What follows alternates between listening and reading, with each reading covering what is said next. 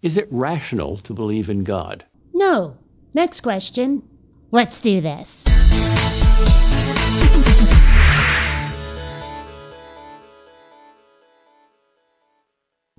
Greetings, fellow space travelers. BionicDance here. Meet Peter Kreeft. That's a hell of a name. I bet he got teased a lot in school. He seems to think that science is a lot less rational and reasonable than believing in a god.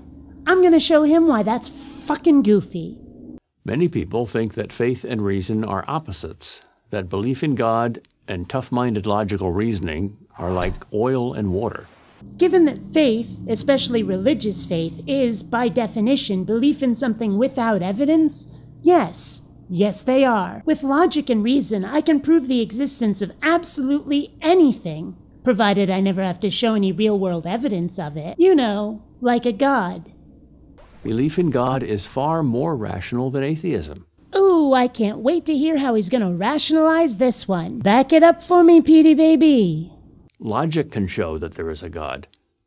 If you look at the universe with common sense and an open mind, you'll find that it's full of God's fingerprints. Common sense and an open mind. In this context, common sense means trusting your gut instead of your brain, and an open mind means willful gullibility. Those definitions may not be what he intended, but that's how it works out in practice. A good place to start is with an argument by Thomas Aquinas, the great 13th century philosopher and theologian. So right away we're dealing with somebody whose areas of study have no basis in the real world, do no experiments in meat space, and we're supposed to take his word for the existence of something. Philosophy is not science, it's the tools of science. Actually, I think these guys might be the tools of science. By definition, science is evidence-based, and philosophy only tells us what to do with that evidence. And theology deals with invisible boogeymen who tell us to be nice to each other their way, or they'll torture us for eternity. You know, fairy tales. And this is Peter Kreeft's go-to for why it's more rational to believe in a god. Okay. The argument starts with the not very startling observation that things move. But nothing moves for no reason. Something must cause that movement. And whatever caused that must be caused by something else, and so on. Dude, just say first cause argument. It'll be a lot simpler. But this causal chain cannot go backwards forever. It must have a beginning. There must be an unmoved mover to begin all the motion in the universe.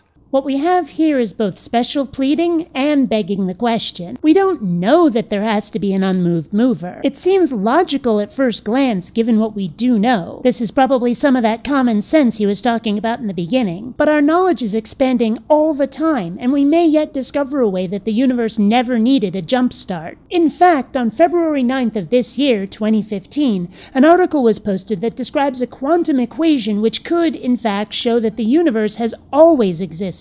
Using the unmoved mover first cause argument to claim that a god exists may seem attractive at first, but under critical scrutiny it turns out to be extremely weak. A modern objection to this argument is that some movements in quantum mechanics, radioactive decay for example, have no discernible cause. But hang on a second. Just because scientists don't see a cause doesn't mean there isn't one. It just means science hasn't found it yet. Maybe someday they will. But then there will have to be a new cause to explain that one.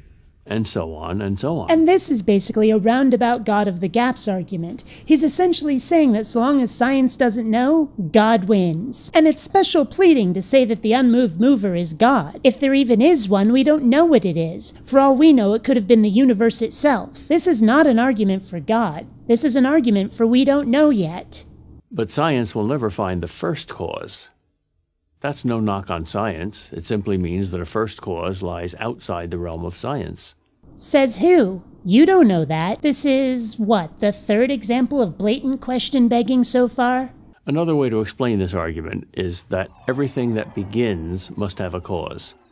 Nothing can come from nothing. So if there's no first cause, there can't be second causes, or anything at all. In other words, if there's no creator, there can't be a universe. Whoa, whoa, whoa. Who says there was a creator? For all you know, the first cause was just some random-ass spark that set things off. We're talking about a mover here, not a builder. You can't go from first cause to big beardy man in the sky who built the universe out of celestial Lincoln logs and likes having his offspring killed off for 3 days. It doesn't work like that. And that would be question begging number 4, if my count is correct. But what if the universe were infinitely old, you might ask? Well, all scientists today agree that the universe is not infinitely old, that it had a beginning in the Big Bang. No, they don't. If the universe had a beginning, then it didn't have to exist. And things which don't have to exist must have a cause. Wait, what? If the universe had a beginning, it didn't have to exist? How does that make any sense? If something had to exist, that doesn't mean that it always did. It just means that its existence is inevitable. What are we up to? Question begging number 5 now? There's confirmation of this argument from Big Bang cosmology. Right. Got that one covered. We now know that all matter, that is, the whole universe, came into existence some 13.7 billion years ago, and it's been expanding and cooling ever since. No scientist doubts that anymore.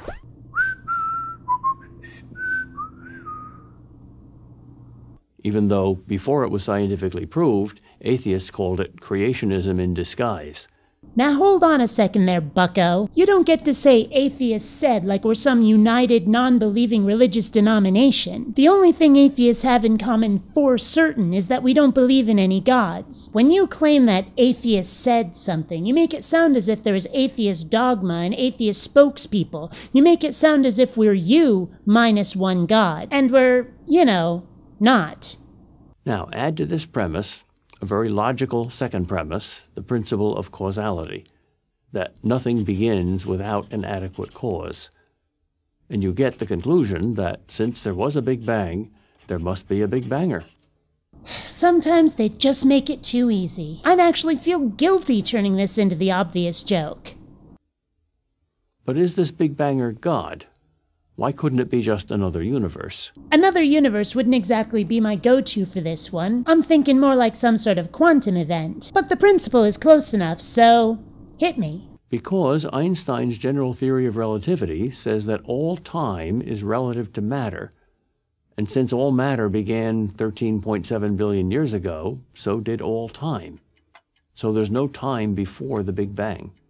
And again we have question begging. You don't know that the universe which began 13.8 billion years ago, it's 13.798 billion years, so saying 13.7 is kind of misleading, is the only universe, or the only instance of this universe. For all we know, ours is the 82nd Big Bang in some kind of infinite time loop. If time and matter are inextricably linked, and matter did some wacky interdimensional tricks on us, time could be set on instant repeat. And you don't know that it's not. So to put forward your hypothesis as if it were established fact is, as I say, question begging.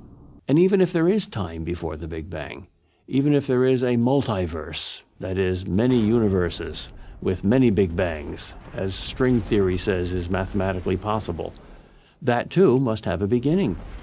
An absolute beginning is what most people mean by God.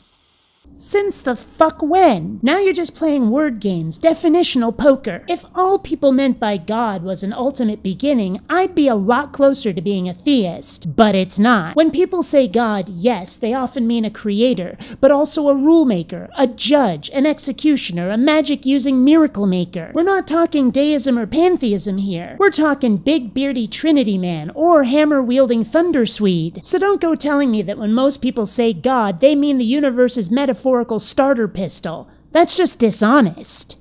Yet some atheists find the existence of an infinite number of other universes more rational than the existence of a creator. Never mind that there is no empirical evidence at all that any of these unknown universes exists, let alone 1,000 or a gazillion. As opposed to all of that empirical evidence for God that's just laying about cluttering up our highways, right? And no empirical evidence for a multiverse, you say? Really? Looks to me like someone didn't do his research. A simple Google search turned up a few results right quick. Honestly, how did this guy ever get a degree if he couldn't even do that? The conclusion that God exists doesn't require faith. Atheism requires faith. Given that atheism is nothing more than not buying your bullshit, it doesn't require faith in any way. Not all, but most atheists are skeptics who demand evidence before accepting a claim. Evidence which Bible thumpers and other God-botherers have yet to produce. So far, all we've gotten is prevarication, question-begging, and God-of-the-gaps arguments. You're going to have to try harder. It takes faith to believe in everything coming from nothing. It takes only reason to believe in everything coming from God. Nobody said squat about everything coming from nothing, or about believing in that. There are so very many possibilities. Atheists just aren't buying yours. And you haven't shown squat about God. At most, your argument boils down to a first cause, not to a deity. If all we're talking about is something setting off the Big Bang, I'd be inclined to agree. I'm not 100% on board, but it is a likely possibility. But to go from that to some sort of Jehovian magic man in the clouds is skipping a few steps in the logical chain of proof. I'm Peter Kreeft, professor of philosophy at Boston College for Prager University. And I'm BionicDance, your position's worst nightmare for YouTube, college? Yeah, so until next time, fellow space travelers, don't run on automatic. Instead, please think.